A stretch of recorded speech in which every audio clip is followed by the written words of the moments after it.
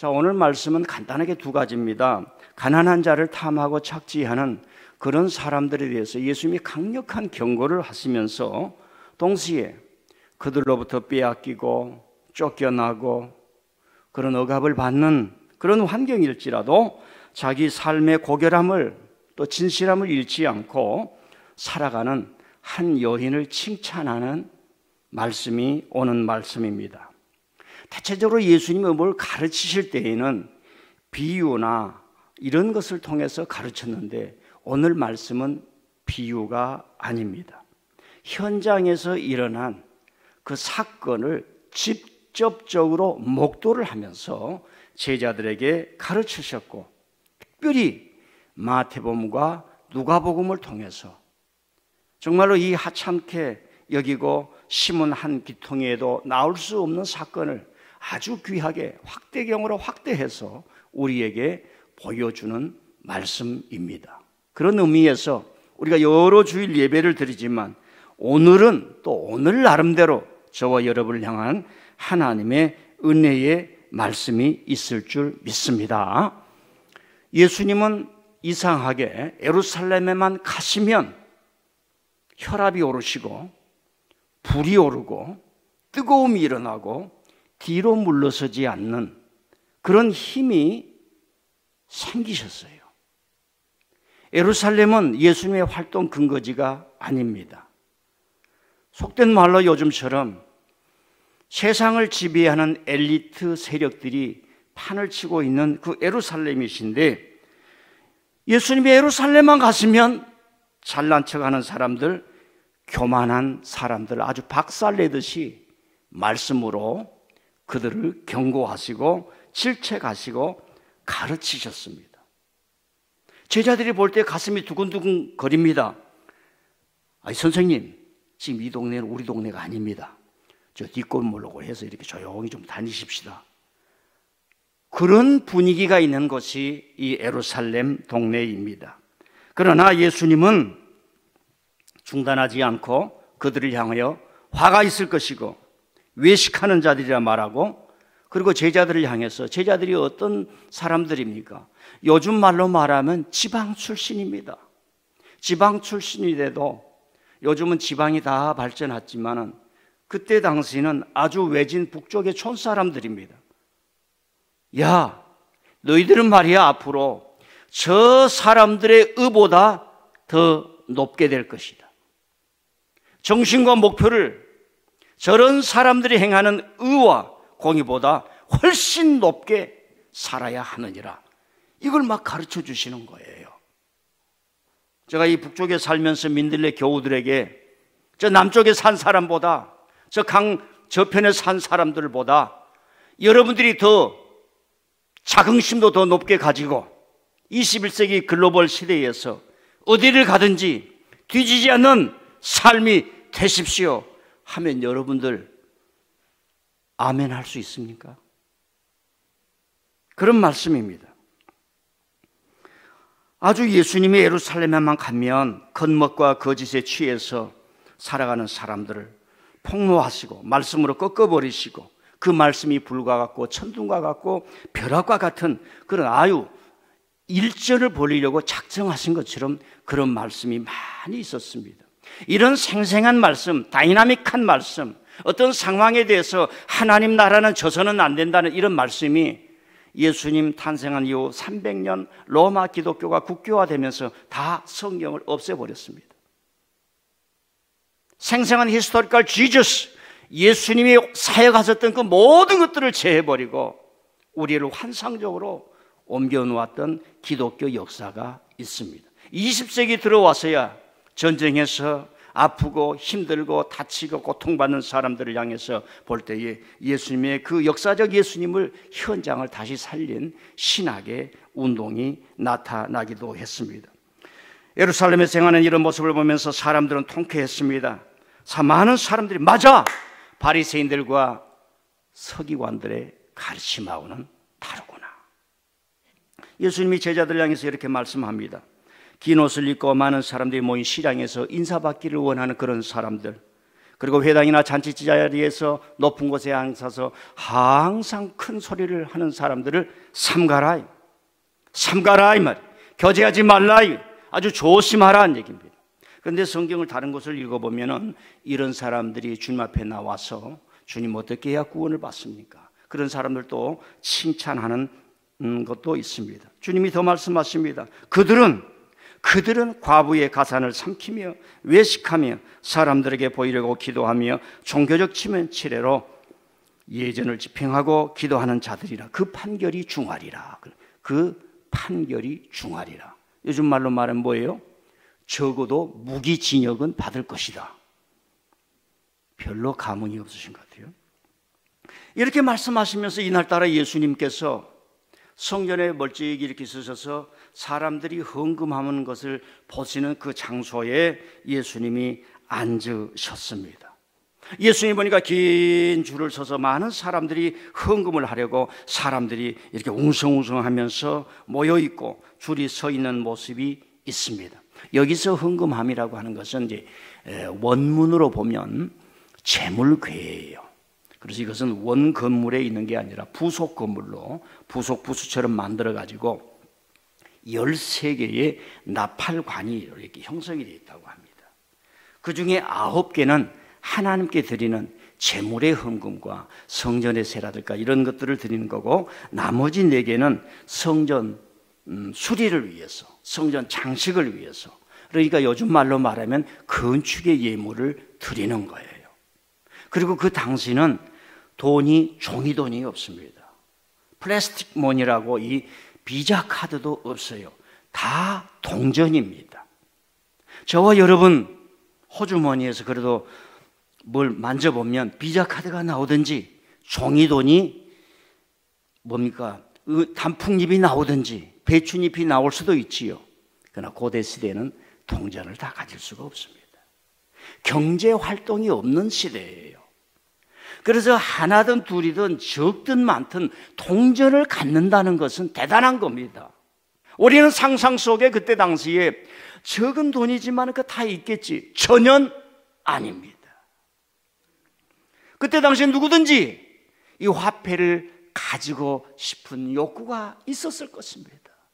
성경은 침묵합니다마는 이 여인은 어떻게 해서든 어찌해서 이 갖고 싶은 화폐를 갖지 않았을까?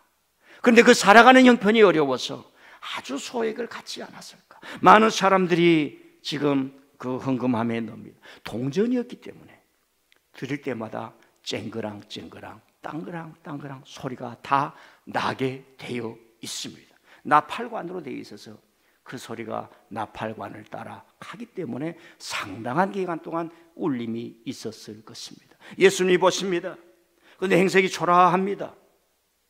누가 봐도 그 여인의 모습을 알 수가 있습니다. 그런데 가만히 들여다보면 행색이 초라하지만은 뭔가 포스가 있어요. 여러분들처럼 포스가 있어요. 여인의 어떤 정결함과 정숙함이 보이는 그런 모습입니다. 하루의 품삯 한 값이 1데나리온입니다. 하루 품삯의 64분의 1에 해당하는 값이 두 렙돈이에요. 2렙돈. 그러니까 갈대의 부자들이 앞에서 번쩍번쩍 빛나는 금덩어리 같은 달란트, 고드란트를 넣습니다. 로마의 화폐를 넣습니다. 쨍그랑 소리가 촤 여러 개가 떨어지면서 내는 소리가 납니다. 그 여인도 한 걸음 한 걸음 더 가면서 손에서 움켜진 그 2렙돈 넣어봐야 소리도 나지 않을 텐데, 내 앞사람은 소리가 많이 나는데, 내 뒷사람도 많이 넣으면 소리가 날 텐데 나는 소리도 안 나는 이것을 넣어야 될까 하는 그런 마음도 없지 않았을까 생각을 해봅니다. 그 여인이 헌금합니다. 그런데 그 모습을 보던 예수님이 갑자기 제자들을 향해서 말씀을 합니다. 사랑하는 제자들아, 나와 너희들이 오늘 헌금하는 모습을 보았는데 이 여인이야말로 가장 많이 드린 사람이다. 다른 사람은 부유한 중에 풍족한 중에 드렸지만은 이 여인은 가난한 중에 구차한 중에 자기 소유의 전부를 드렸느니라. 이 이야기를 이해하지 못할 사람은 아무도 없습니다. 성경은 어떤 아름다운 뷰티풀 스토리를 이야기하고자 우리에게 전한 것이 아닙니다. 우리가 하나님 앞에 설 때에 어떻게 서야 하는가, 이 이야기를 듣고 메시지를 들으라고 하는 뜻이 있습니다. 자, 이 이야기를 통해서 우리가 뭘 생각을 해보아야 되느냐. 첫 번째로는 마태와 누가복음의 이 여인의 이야기를 전해주면서 성경의 하나님, 예수님이 어떤 사람을 지금 부르고 있고 어떤 사람을 소중하게 여기고 있고, 하나님과 예수님은 부요한 자도 가난한 자도 사랑하지만 지금 누구를 칭찬하는가, 이 메시지를 전하고 있습니다. 하찮은 생명을 무시하지 말라는 거예요. 하찮은 여인을 무시하지 말라는 겁니다. 오늘 이 말씀에 남편이 없습니다. 우리가 다 알다시피 2000년 전에 남편 없는 여인은 사람에서 인정받지 못합니다. 누구에게든 조롱거리가 될 수 있고 누구에게든 입가심거리가 될 수가 있고, 한 사람을 무너뜨리고자 하는 기자가 있다면 거짓말로 기사를 써서 그 사람을 인격이 아니라 사회에서 매장시킬 수도 있고, 끌고 와서 폭력적인 사람들, 요즘처럼 길 가다가 사람을 패는 사람처럼 아무렇지도 않은 사람, 이 여인은 가늠한 사람입니다. 그래서 돌로 쳐 죽일 수도 있는 그런 시대가 이때 당시 사회였어요. 사회는 낭만적인 것이 아니었습니다. 오늘 이 메시지를 통해서 하나님은 어떤 사람이냐, 예수님은 지금 누구를 주시하고 있느냐, 이 여인처럼 하나님을 향해서 진실되게 살아가지만은 힘이 없는 사람, 그들을 돌보는 분이다 라는 메시지를 성경이 우리에게 주고 있습니다. 저도요 21세기를 살아가면서 많이 흔들릴 때가 있어요. 이런 미국을 통해서 들어온 우리의 복음의 문화가 커지다 보니까 어느 순간 자기도 모르는 사이에 권력화되고 서기관처럼 되어가지 않을까 하는 생각을 해보면서, 나도 과연 다 내려놓을 수 있을까? 나도 과연 다 내려놓을 수 있을까? 오늘 이 여인은 예루살렘 가지 않을 수도 있었어요. 나같이 초라한 것 헌금해봐야 얼마나 보탬이 되겠어. 여러분, 하나님의 나라는 내 것으로 보탬되는 게 아니에요. 하나님은 저와 여러분의 헌신을 보고 믿음과 마음을 보시는 줄 믿습니다. 이 여인의 마음속에 내가 이 헌금을 한다는 것이 성전에 무슨 도움이 될까? 그런 마음이 왜 없었겠습니까? 하나님 아버지, 나도 저들 사람처럼 로마의 돈, 달란트, 고드란트, 데나리온 이런 거 번쩍번쩍 나는 거 드리면 얼마나 좋을까요? 아이고, 나는 안 갈래요. 그러나 그러질 않아요. 왜? 이 사람은, 이 여인은 보면은 진짜로 하나님의 나라가 어떤 것인지를 알기 때문에 그렇습니다. 마음을 다하여, 목숨을 다하여, 뜻을 다하여 주 너의 하나님을 사랑하라. 그들을 통해서 하나님의 역사가 이루어지느니라. 자, 두 번째로는 성경을 한번 읽고 가겠습니다. 마태복음 25장 40절 한번 올려주십시오. 이게 성경의 전통이에요. 시작. 임금이 대답하여 이르되 내가 진실로 너희에게 이르노니 너희가 여기 내 형제 중에 지극히 작은 자 하나에게 한 것이 곧 내게 한 것이니라 하시고, 성경의 핵심이 뭐냐면 지극히 작은 자에게 하는 것이 예수님이 우리에게 가르쳐 준 거예요. 지극히 작은 자에게 하려고 하면은 내가 좀 커야 돼요. 내가 저 사람과 형제됨을 느껴야 돼요. 두 번째로요, 시작. 그 주인이 이르되 잘하였도다 착하고 충성된 종아, 내가 적은 일에 충성하였음에 내가 많은 것을 내게 맡기리니 내 주인의 즐거움에 참여할지리라. 이 적은 일을 소중하게 하는 거. 하나님 앞에 적은 것이 무엇일까? 진실한 거, 아침에 일찍 일어나는 거, 자기 몸단장을 하는 거, 내가 배운 것을 실천하게 하는 거. 제가 교회에서도 설교 중에 여러분이 하나님을 믿으면서 신앙이 성장하고 하나님께 영광을 올리고 축복을 받을 수 있는 길을 수없이 여러분에게 말씀했습니다. 붙잡을 수 있기를 바랍니다. 두 번째로는 이 여인의 행동과 진심은 예수님이 베푸신 그 하나님 나라 운동과 초대교회에서 뼈대가 되었어요. 이 여인이 가지고 있던 행동과 진심, 구약을 보면 이 여인을 보면 한나라는 여인과 겹치게 됩니다. 엘리야 시대에 이름 없었던 한 여인이 있었어요. 그때는 아합 왕의 시대입니다. 그때는 풍요와 성장과 성공을 추구하는 세력이 있어요. 그 다음에 두로와 시돈과 결부되어서 그 물질화돼 가고 바알을 섬기면서 누구든지 잘 될 수 있대. 누구든지 잘 될 수 있대. 이런 세상에 취했던 사람입니다. 그런데 그 사상을 쫓지 않고 나는 가난할지라도 그 사상을 가지 않을 거야. 끊임없이 그대로 갔던 사람이 있어요. 성공의 길도 마다한 여인이 있습니다. 그런데 엘리야가 와가지고 이 여인에게 내가 하나님의 종인데 당신을 위해서 축복을 할 테니까 나에게 대접을 좀 해다, 식사를 좀 달라 그랬던 것 같습니다. 뭐 고대 시대의 그 선지자들 다 배고픈 사람들입니다. 아니 배고픈 줄 알아요. 그런데 이 여인이 말하는 거예요. 내가 오늘 저녁에 마지막 한 끼가 남았는데 이걸 당신을 위해서 드리라이다. 여러분 좀 미안해요. 설교 시간에 톡 까놓고 얘기를 해서 한 끼 먹으나 안 먹으나 똑같아요. 그런데 이 여인은 그런 정신이 있는 거예요. 그 말 속에는 내가 지금 세상은 추구하는 그런 번영의 길, 아합을 따르는 길, 이세벨을 따르는 길을 걸어가지 아니하고 하나님을 위해서 여기까지 지켜왔는데 내가 이 먹을 밥을 당신에게 드리고 내가 축복의 기도 한 번 받는 것이 더 유익하다. 이 정신이 있었던 거예요. 신약에 보면 향유를 부은 여인이 나와요. 똑같은 여인입니다. 조그만 아들, 얘야 엄마 말 잘 들어라. 내가 이 물고기 5마리와 빵 2마리와 물고기 5마리요 도시락 싸줄 테니까 너 저 아저씨 잘 따라가가지고 정신머리 없이 빠구리 치지 말고 저 아저씨 말씀 꼭 잘 들어라. 그걸 도시락을 가지고 와서 말씀을 듣다가 점심 먹은 순간 잊어버렸어요. 이 어린아이가 해질 때까지 가지고 있었는데 아따 모르겠다. 주님 여기 있습니다. 기적이 거기서 일어난 거예요. 여러분 이 여인은 이런 여인이라고 일맥상통한 거예요. 예수님이 보는 거예요. 하나님의 나라가 초대교회가 마가가 누가가 그런 걸 보는 거예요. 로마의 귀부인들이 들어올 때 교회가 하이클래스가 되어가면서 사람이 무너져가는 것도 보이는 겁니다. 이런 역학이 있는 거예요. 복음서가 가지고 있는 이 시대 상황 속에서 이런 역학이 있다 이 말입니다. 여러분 이 여인의 행동과 진실, 초대교회를 살리는 거죠. 이 여인은 어디를 가나 귀찮은 취급을 받고 두문불출하게 되어 인생이 피폐해질 수가 있습니다. 가난하면 어디 가지를 못해요.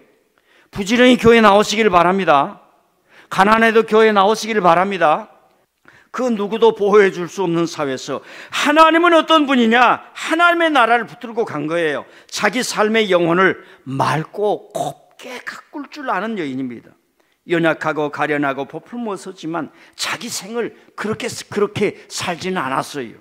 하나님을 감동시키고 예수님을 감동할 삶의 태도와 신앙을 갖는 거예요. 자기 삶을 가난하다고 그저 그렇게 세상의 영혼을 팔아버리고 살지 않았다는 얘기입니다. 오늘 이 메시지를 통해서 제가 이야기로 했어요. 나는 어린이들하고 오기를 바라요. 여인이 헌금하러 가는데 부자도 갑니다. 눈물 흘린 사람은 다 감사로운 사람이다. 이 상상력을 통해서 여러분들의 지력이 자라는 거예요. 어린아이들은 그림을 그릴 수가 있는 거예요. 이 말씀을 보고 어린아이들은 음악을 만들 수가 있는 거예요. 이 말씀 가지고 제가 이 여인처럼 여러분 전부를 헌신해야 됩니다. 그 얘기 안 하잖아요. 하나님이 주신 메시지가 매주일마다 오는 게 느껴져요. 여러분도 예배를 드리 하나님이 이렇게 예배를 드린 게 감사합니다. 막 여러분이 감격할 수 있어야 됩니다. 죄송해요. 침까지 나오네요. 헌금을 드릴 때도 하나님이 막 기뻐하는 걸 여러분이 느껴져야 돼요.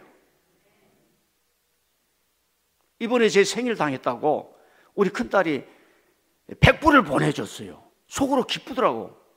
얼마나 기쁜지 몰라요.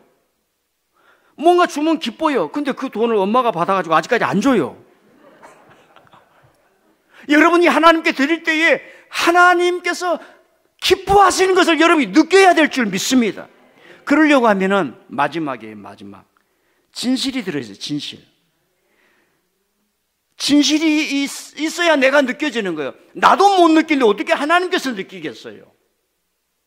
이 여인을 칭찬하는 예수님이 느껴지시기를 바랍니다.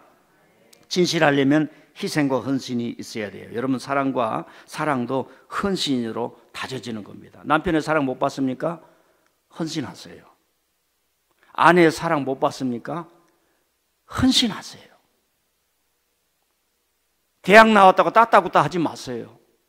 다 무너집니다. 우리가 이 만모니즘 따라가면 안 됩니다. 교회에서는 그걸 배우는 거예요. 여러분, 세상에 잘 사십시오. 연봉도 높으십시오. 그런 길을 걸어가세요. 그러나 하나님 앞에서 신앙은 그렇게 가서는 안 됩니다. 진실, 헌신과 희생으로만 가는 거예요. 자, 제가 설교를 마치겠습니다. 예수님이 이 여인을 칭찬했지 않습니까? 그 여인이 갔지요. 근데 그 여인은 예수님이 자기를 보고 있는 걸 알았겠어요? 못 알았겠어요? 헌금을 하고 갔었어요. 이 여인의 입장에서는 예수님이 자기를 보고 계시고 제자들에게 저 여인을 보라 하는 걸 알았겠어요? 못 알았겠어요? 제가 답을 주지 않겠습니다. 오후 예배 와보세요. 저는 교회를 갈 때 엘리베이터를 몇 층에다 딱 맞춰놓고 갑니다. 그럼 그 다음날 와서 몇 층이 있는지 없는지 먼저 확인해요. 제가 없는 동안에 교회에 누가 왔는지 안 왔는지를 체크하는 겁니다. 그래서 여러분이 왔다 갔는지 다 알아요. 김 집사님이 김 냄새가 나고 박 집사님은 박달나무 냄새가 나요. 자, 이 여인이 여러분이 교회에 왔는데 예물을 드렸는데 이 여인이 예물 드리고 그 간 모습, 주님이 나를 보고 계시는구나. 주님이 나를 칭찬하고 계시는구나. 알았을까요? 몰랐을까요? 결론입니다. 제자들이 뭘 추구하며 살아야 할 것인가를 예수님이 가르쳐 주신 거죠. 더 약해서 지금 예수님은 예루살렘에 계셔요. 이 밤이 지나면, 아니면 2, 3일이 지나면 십자가에서 돌아가셔요. 이 여인의 이야기는 예수님의 이야기예요. 가난하셨던 예수님, 드릴 것이 없었던 예수님, 그 적은 중에 자기 생명 전체를 드리는 그 이야기를, 이 여인의 이야기를 통해서 하고 계시는 거예요. 왜 우리가 약해집니까? 진짜 진실하고 진짜 드리는 사람을 만나는 게 아니라 자꾸 헛된 사람을 만나기 때문에 그렇습니다. 교회에 와서 이런 예수님 만나시고요, 이런 예수님을 만난 이 여인들을 만나시길 바랍니다. 생각을 내려놓고, 욕망을 내려놓고, 집착을 내려놓고, 왜 저와 여러분의 신앙의 인생이 결이 굳지 못합니까? 여러분, 제자들이 군중 속으로 사라지는 그 여인을 봅니다. 예수님의 칭찬을 받은 그 여인, 바로 그 전에는 행색이 초라했지만 제자들이 예수님의 칭찬을 받고 가는 그 여인을 볼 때 그 여인이 기품이 있고 하나님 나라의 주인공처럼 여겨지고, 내가 저런 성도들로 인해서 주의 교회를 세우리라 제자들이 생각이 나고, 그리고 그 여인이 큰 하나님 나라의 주인공이요 믿음의 산처럼 보이는 겁니다.